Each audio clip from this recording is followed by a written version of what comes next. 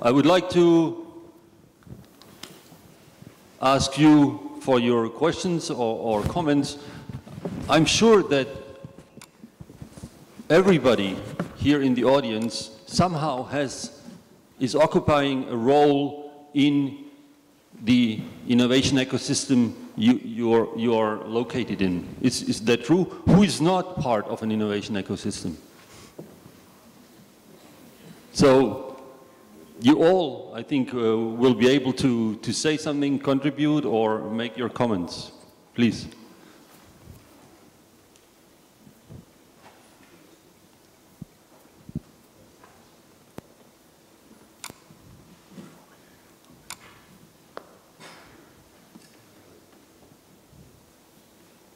Well, I would like to give our panelists a chance maybe to address one or the other question from their perspective to the audience. Oh, we have one. Good. My name is Nicholas van Gele. I'm from the province of South Holland. I have one question for the Swedish lady about the Prime Minister. How did you get him involved in the process? And how does he show his leadership? Yeah, please. Well, when we started out the process, we were looking at people that could have the ability to open doors and to have trust in many different fields. And we sort of made a wish list, and he was on the top of the list. And actually, the reason for him saying yes is that he has, at least that's what he said, he had been so much involved in research and education, even after he had been a minister of research and education before becoming a prime minister, but afterwards also been working with different areas of research in different commissions of trust in the life science sector. So he saw this as an interesting possibility to do things in a new way. And I must say, he made a lot of suggestions, but one of the sort of main suggestions he had was that we should not be able to more effectively work with national strategies, and not to sort of make regional strategies that close doors, but regional strategies that open doors. So, but we were lucky. He was the first person on the list, and we had many people sort of asking the question. Yes, yes. Thank you. Thank you. Is there any other example or comment? Yeah, please.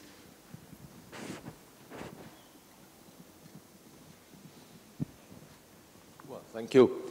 My question is to... Could you please... my name is Roland from the Polish Science Contact Agency, the Polish Academy of Sciences. To Professor Atilla Toth is my question.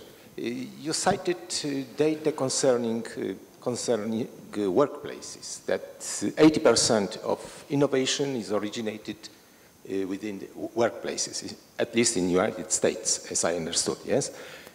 What is the basis of the 20% of innovation not originated in the workplaces, please? What's your opinion on that?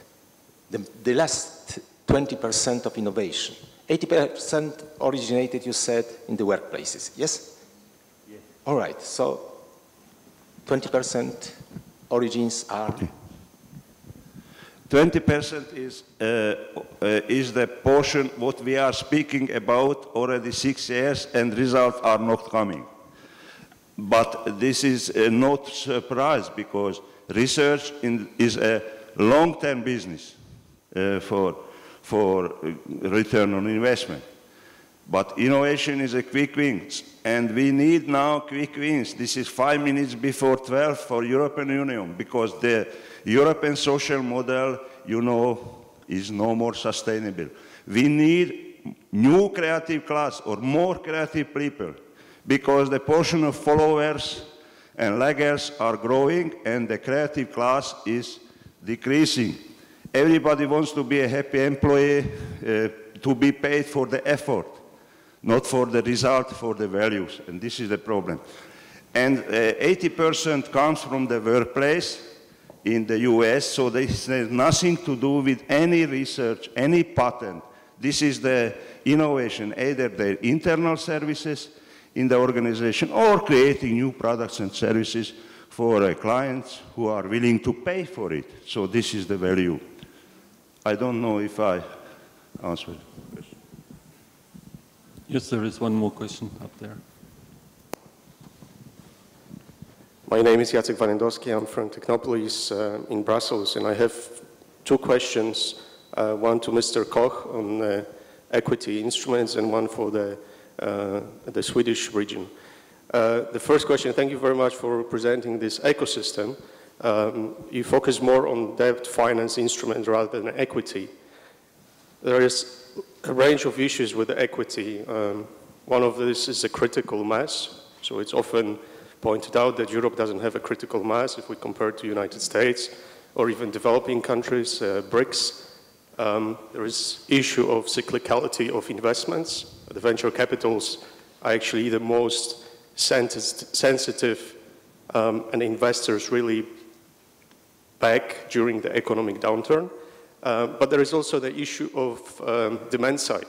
So it's not only the issue of the supply of financial instrument, but also the availability of really innovative ideas to be financed.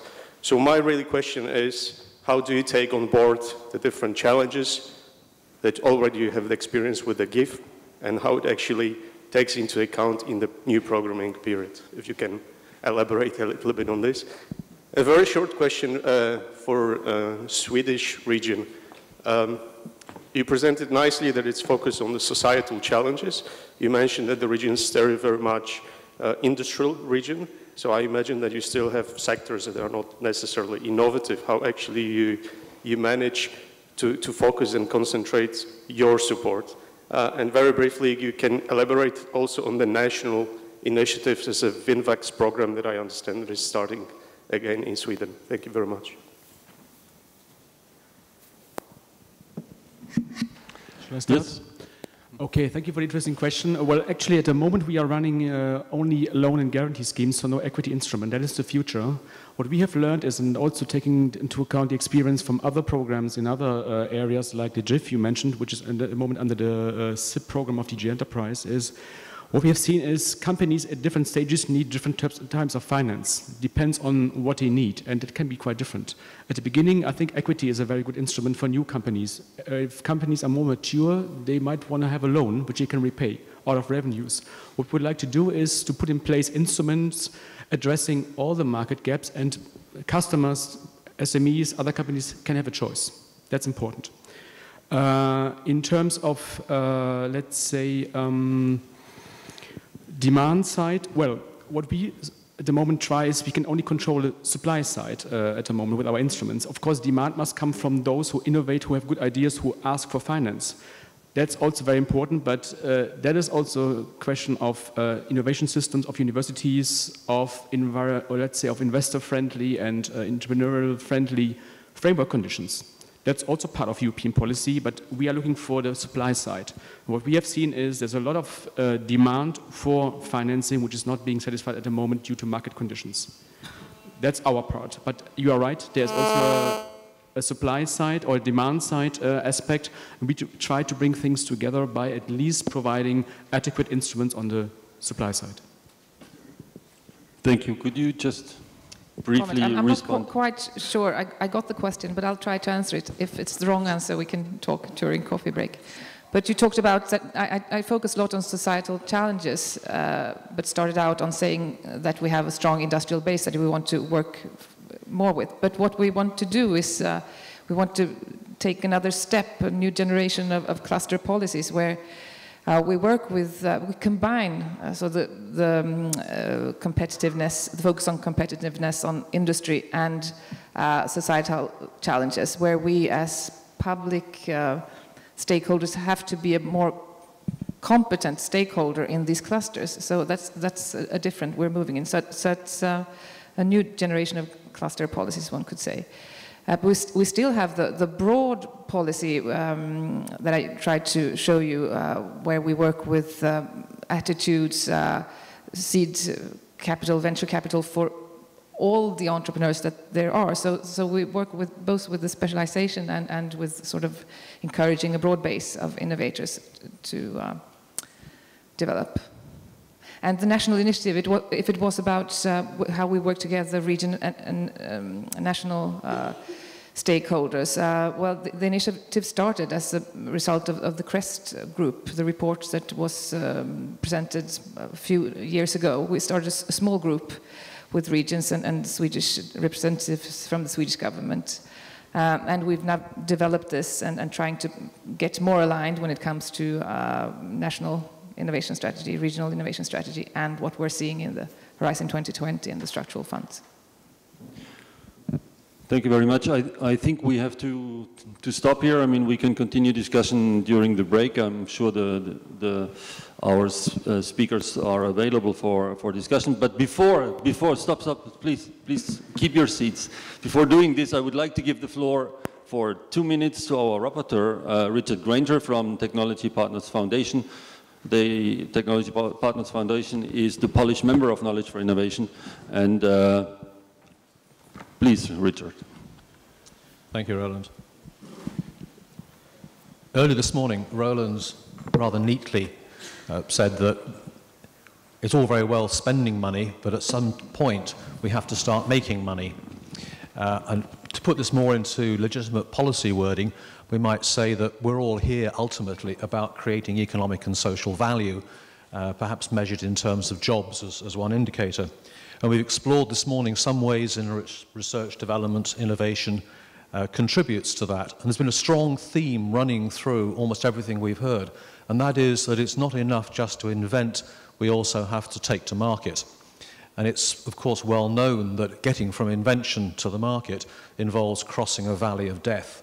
How do we cross that valley of death, and what can regions do to help cross that valley of death? And there are perhaps a very neat illustration of the challenge here was Edgard van Leest's rather nice idea, his law of tens. And ultimately the message from that is that having more ideas is not the answer. So pumping more money into invention is not the answer. The answer comes more powerfully from doing better with the ideas that we have and being more successful in getting those ideas to market. And we heard, I think, 3 themes that came out from this morning as to how to do that. First is the financial dimension. We've heard descriptions of what the European Union is doing through its financial instrument program. We heard about the role of EUREKA. And what was striking to me in both of those discussions was how, in both areas, things are changing. We're moving more towards a world in which we're providing, for example, a lot of help for small and medium enterprise companies, even the mid-cap dimension, doing that through a variety of equity and risk-sharing models.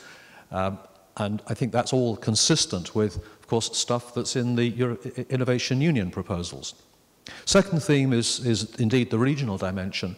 What struck me here is the message that regions have themselves to innovate in the way that they organize their own structures and policies and strategies and so forth. And whether that's to do with new initiatives in public-private partnerships, whether it's to do with different and better uses of public procurement as a stimulus for innovation in those regions, whether it's the very strong theme that came across to me about being more open and being more global, reaching out beyond the boundaries of the region rather than being very inward-looking.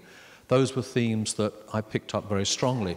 I noticed, by the way, that this concept of being open and reaching out to build external networks from regions is very consistent with what Lambert van Nistelrooy was saying yesterday about the 3 Cs. The idea that you need to concentrate on what you're doing, but at the same time collaborate with other people. So there's a lot of consistency, I think, in the messages that are coming out. Third and final dimension is the social dimension. I think Atilla Toth has reminded us very strongly that everything we do at top-down, at national and regional levels, really isn't going to have much effect unless we also deal with the workplace and the individual levels. And we do the rather difficult thing of building values at those lower levels, which will support and facilitate all of the stuff that we'd like to do top-down. Those are the points that I came across. If anybody feels that I've missed something, then please do come after me over the coffee break. Roland, back to you. Thank you very much. Richard, Yes, we are planning to present and discuss the outcome of the wire at the upcoming European Innovation Summit on 9 and 10 October in Brussels in the European Parliament. You're all invited to join. You're all invited to become a K4I member also. We have members from the public, private and academic sectors, regions, universities, companies, and in the name of Knowledge for Innovation, who was organizing this session, who was happy to work again with our Polish friends, I would like to thank you for having been with us. I would like to thank the speakers for their interesting presentations, and I would like to wish you a successful continuation. My boarding is in 53 minutes. Thank you very much.